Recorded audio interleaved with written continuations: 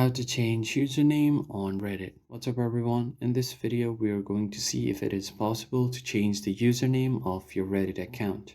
So if I just open up my Reddit and tap on my profile, as you can see, my username is not that I have set personally. So this is the username given to me by Reddit when I opened my account. So the first thing that you want to do is check if there are any option to change the username on the settings.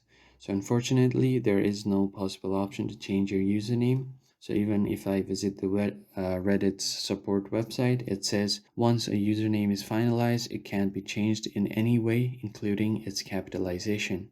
So there is one exception if you created a Reddit account with a Google account or Apple ID. So if you haven't finalized your Reddit username, you can find how you can change your username if you have opened using Apple ID or your Google account. So if you created your Reddit account by signing in with your Google account or Apple ID, then your username was automatically assigned to you and you have 30 days to change it. So if it has been more than 30 days after you have created your account, then there is no way you can change your username on Reddit.